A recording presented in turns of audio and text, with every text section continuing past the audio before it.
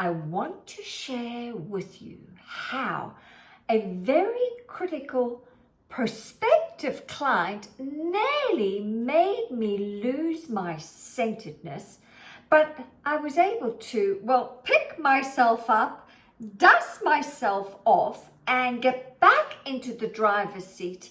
And I'll show you exactly how I did it in this video. But before I get going, Tanya Pluckros here from Rich Results Mindsets. I'm all about helping you master your mind so you can master your life. And if any of my content is resonating with you, it is in some way inspiring you, elevating you, then please consider sharing, commenting, and subscribing. Okay. Let me get going with the story.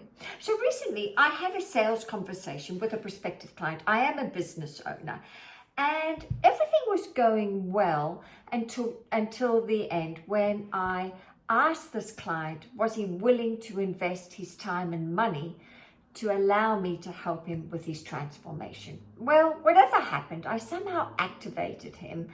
And he became very critical about my approach when I was speaking to him.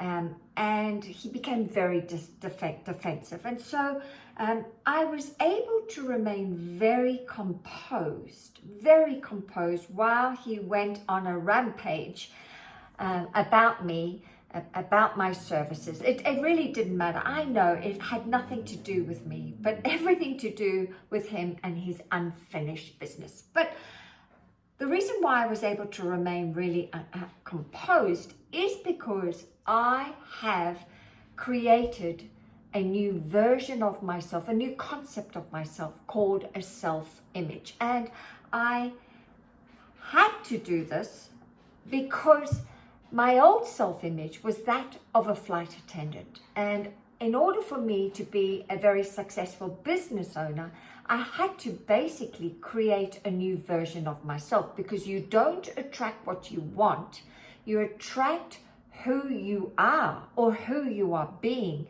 And so I had to reinvent myself. You see, this self-image, I embodied this old self-image for over 21 years, flying for Qantas all over the world. But when I became a business owner on my very own products and services, well, that required a different image. And so I spent some time writing her and then becoming her. And it was a process. And of course, as I took these new ideas and I planted them into my subconscious mind with auto-suggestion. And I did it a number of ways. I did it through my imagination. I did it with scripting. I did it by listening. There were a number of processes. And I actually continue to this day listening to my script and writing out my script on a daily basis, because I know that old image is there and will always be there. So I must continue to replace it. So I was able to suddenly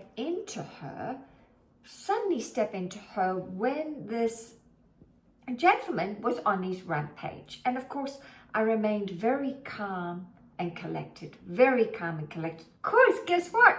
I have written it down. I've actually put it in my script and I've auto-suggested it in. So it's just now in every cell of my body. And I was able to go to a place of kindness and love and be a professional at all costs. No matter what was going on, I was able to be a professional, because Bob taught me that. My mentor, Bob Proctor, taught me that. He said, Tanya, you be a professional at all costs. No matter what is going on the outside, you must be a professional.